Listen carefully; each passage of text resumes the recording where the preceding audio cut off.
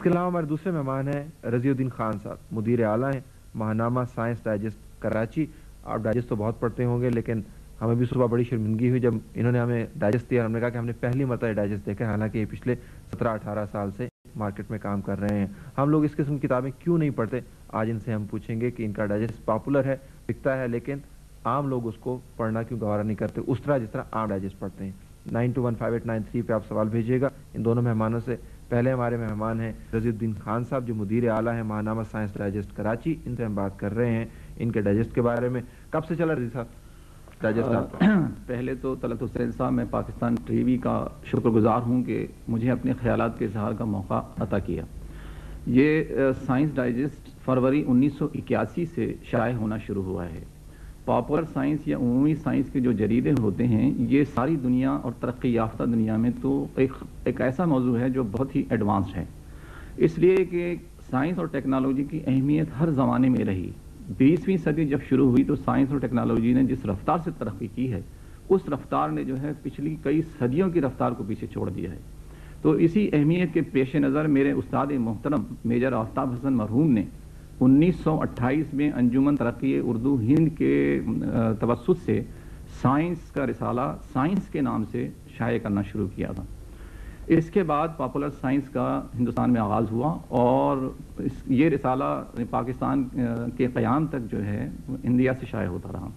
اس کے بعد انجمن ترقی اردو پاکستان اسے سن 56 تک نکالتی رہی، لیکن چونکہ ہمارے معاشرے میں سائنس اور بالخصوص پاپولر سائنس کا جو موضوع ہے یہ نیا بھی ہے اور عجیب سا لگتا ہے، اس وجہ سے جو ہے کہ اس رسالے کو سن 56 میں کچھ مسائل کا سامنا کرنا پڑا۔ اس مسائل کی وجہ سے انجمن ترقی اردو پاکستان نے اس کو یہ فیصلہ کیا کہ ہماری ہمت کی بات نہیں ہے کہ اس رسالے کو جاری کر سکیں۔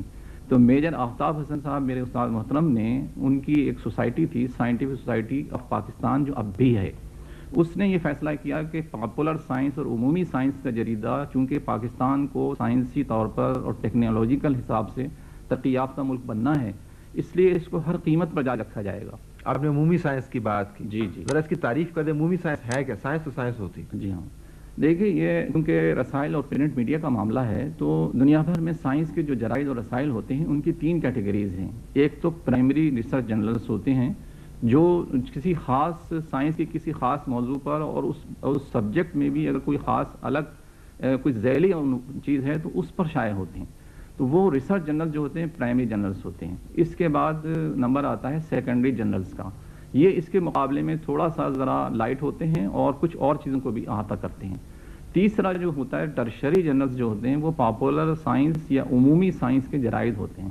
یہ اس کا تصور اس طرح ہے کہ سائنس چونکہ اس دور میں ہر شہری کی ضرورت ہے، سائنس کی ترقی، سائنس کے معاملات، سائنس کی سہولتیں اور یہ ساری اس طرح سے اہم ہیں جس طرح کہ سانس ایک زندہ چیز کے لیے ضروری ہے، تو میں اکثر کہتا ہوں کہ سائنس سانس کے ساتھ ہے، اس لیے اس دور میں آپ سائنس کی اور ٹیکنالوجی کی ترقی سے صحیح معنوں میں لطف اندوز بھی نہیں ہو سکتے اگر آپ کو بیسک کانسیپٹ کلیئر نہ ہو اور سائنٹیفک اور ٹیکنالوجیکل آپ کا اورینٹیشن نہ ہو۔ بیسک کانسیپٹس کی آپ نے بات کی اور بڑی اچھی بات کی، عمومی سائنس عام لوگوں کے لیے ہے اور ان کی سمجھ میں بھی آنی چاہیے، لیکن جناب بہت ساری اصطلاحات ہوتی ہیں جو آپ ترجمہ ان کا نہیں کر سکتے، ان سے آپ کس طرح نپٹتے ہیں؟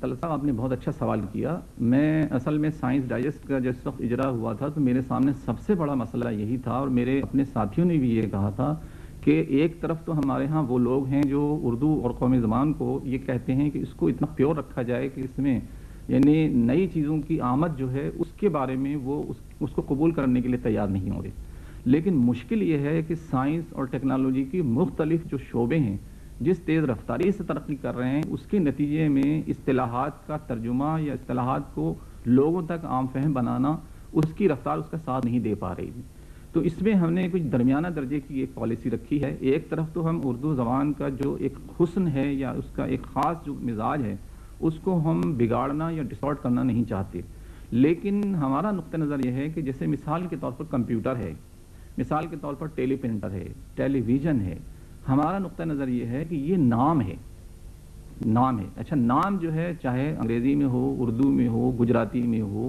فارسی میں ہو، فرینچ میں ہو، نام رہتا ہے، تو ہم نے اس کے لیے پالیسی رکھی ہے کہ ٹیلی ویژن کا ترجمہ یعنی دوردرشن یا دورنمائی، یعنی میں ذاتی طور پر یہ محسوس کرتا ہوں کہ یہ مناسب نہیں ہے.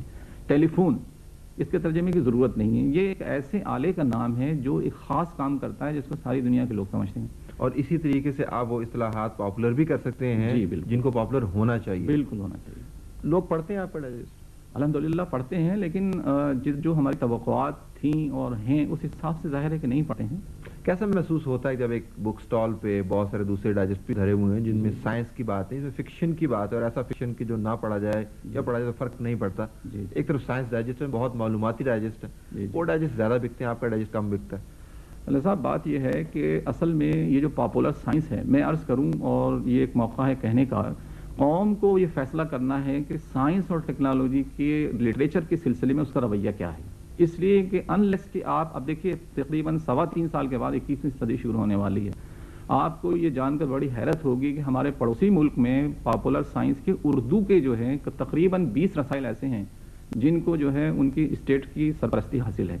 اب بدقسمتی سے سن 91 میں پاپولر سائنس کے تقریباً 9 رسائل شائع ہوتے تھے. اب صرف 3 رسائل باقی رہ گئے ہیں، جس میں سے 2 جو جریدے ہیں وہ تو ہیں الیکٹرانکس کے، اور پاپولر سائنس کا اس 13 اور 13.5 کروڑ کی آبادی میں واحد رسالہ ہے سائنس ڈائجسٹ. تو یہ خوشی کی بات ہے، بلکہ یہ انتہائی افسوس اور شرم کی بات ہے. آپ نے بڑی اچھی بات کی. یقیناً پیٹرنیج ہونی چاہیے، سپورٹ بھی ہونی چاہیے، اور سائنس کو پاپولر کرنے کا ایک طریقہ یہ بھی ہے کہ پالیسی وضع کرنی چاہیے. لیکن آپ کو خیال نہیں ہے کیا کہ کسی بھی جرنل کو پاپولر کرنے کے لیے، چاہے وہ سائنس کا ہو یا انجینئرنگ کا ہو یا کوئی بھی ڈائجسٹ ہو، پڑھنے والے بھی چاہیے؟ بالکل. آپ جتنا مرضی سپورٹ کر لیں، پڑھنے والے اگر موجود نہیں ہیں تو آپ کا ڈائجسٹ پڑھا نہیں جائے گا. تو پڑھنے والوں کی کیا ذمہ داری؟ دیکھیے، پڑھنے والوں کو یہ فیصلہ کرنا ہے کہ بے مقصد لٹریچر پڑھنے کا اور وہ جو ہمارے